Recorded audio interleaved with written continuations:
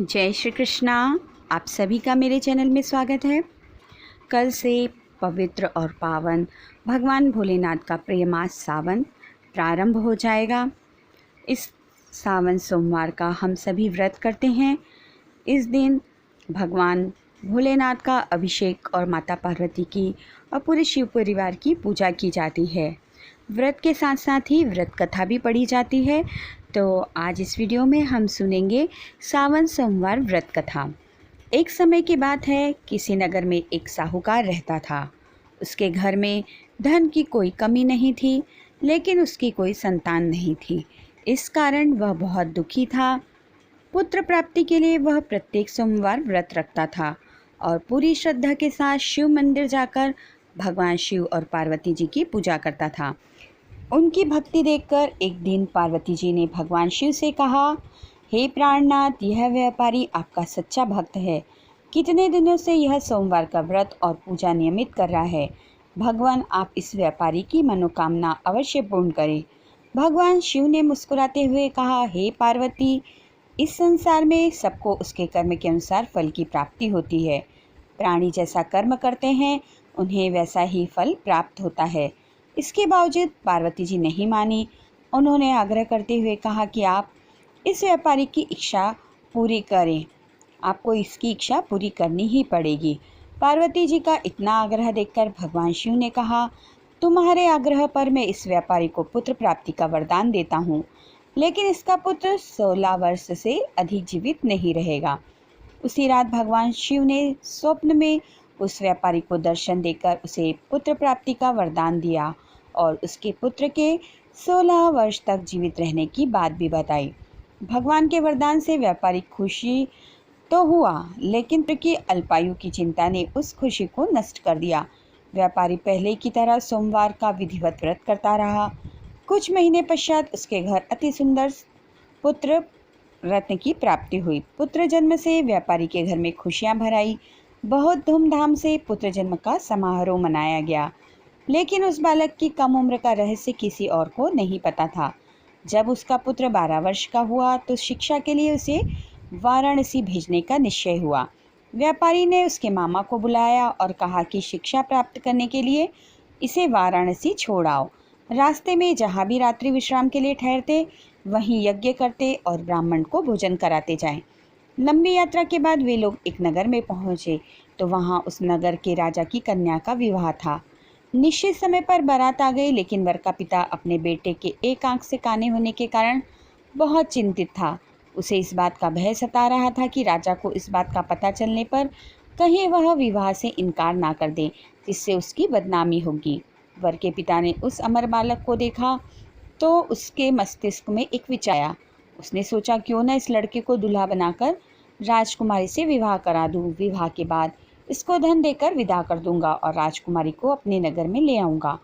मामा ने धन मिलने के लालच में वर के पिता की बात स्वीकार कर ली। अमर को दूल्हे के वस्त्र पहनाकर राजकुमारी चंद्रिका से विवाह करा दिया गया। राजा ने बहुत सा धन देकर राजकुमारी को विदा कर दिया। उस बालक ने राजकुमारी की ओढ़नी पर लिख दिया, राजकुमारी चंद्रिका, तुम्हारा विवाह तो मेरे साथ हुआ था। मैं तो वाराणसी में शिक्षा प्राप्त करने जा रहा हूँ। अब तुम्हें जिस नवयुवक की पत्नी बनना पड़ेगा वह कान्हा है। जब राजकुमारी ने अपनी ओढ़नी पर लिखा हुआ पढ़ा तो उसने काने लड़के के साथ जाने से इनकार कर दिया। राजा ने सब बातें जानकर राजकुमारी को महल में रख लिया। उधर अमर अपने मामा के साथ वाराणसी पहुंच गया। अमर ने गुरुकुल में पढ़ना शुरू कर दिया। जब अमर की आयु 16 वर्ष पूरी हुई तो उसने एक यज्ञ किया। यज्ञ की समाप्ति पर ब्राह्मणों को भोजन कराया और खूब अन्न वस्त्र दान किए। रात को अमर अपने शयन कक्ष में सो गया। शिव के वरदान के अनुसार शयनावस्था में ही अमर के प्राण उड़ गए। सूर्योदय पर मामा अमर को मृत देखकर रोने पीटने लगा। आसपास के लोग भी एकत्र होकर दुख प्रकट करने लगे। मामा के रोने विलाप के से गुजरते हुए भगवान शिव और माता पार्वती ने भी सुने। पार्वती जी ने भगवान से कहा, प्राणनाथ, मुझसे इसके रोने के स्वर सहन नहीं हो रहे, आप इस व्यक्ति के कष्ट अवश्य दूर करें।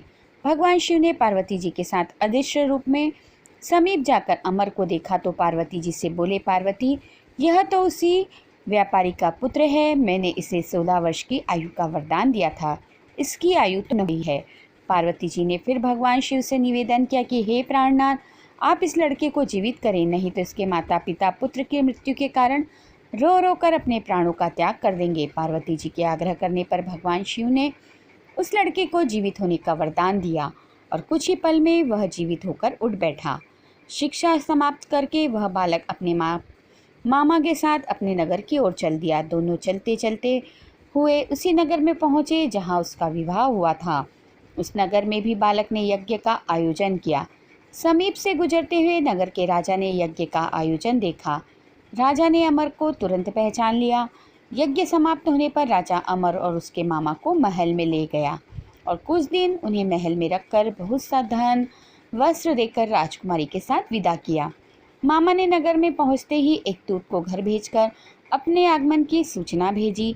अपने बेटे अमर के जीवित वापस लौटने की सूचना से व्यापारी बहुत प्रसन्न हुआ। व्यापारी अपनी पत्नी और मित्रों के साथ नगर के द्वार पर पहुंचा। अपने बेटे के विवाह का समाचार सुनकर पुत्रवधू राजकुमारी चंद्रिका को देखकर उसकी खुशी का ठिकाना न रहा। उसी रात भगवान शिव ने व्यापारी के स्वप्न में आकर कहा, हे श्रेष्ठी, मैंने तेरे सोमवार के व्रत करने और व्रत कथा सुनने से प्रसन्न होकर तेरे पुत्र को लंबी आयु प्रदान की है। कहते हैं कि जो भी इस कथा को पढ़ता है या सुनता है, भोलेनाथ उसकी हर मनोकामना को पूरी करते हैं। भोले शंकर माता पार्वती की जय। उम्मीद करती हूँ यह कहानी आपको पसंद आई होगी। सावन सोमवार की यह व्रत कथा आप व्रत के साथ जप करें तो इसे अवश्य सुने। भगवान भोलेनाथ आपकी भी हर मनोकामनाएं पूर्ण करेंगे। वीडियो अच्छा लगे तो प्लीज़ इसे लाइक करें, फ्रेंड्स और फैमिली में शेयर करें। चैनल पर यदि आप नए हैं तो प्लीज़ चैनल को सब्सक्राइब करें। मिलेंगे नेक्स्ट वीडियो में, तब तक के लिए जय श्री कृष्णा, राधे राधे।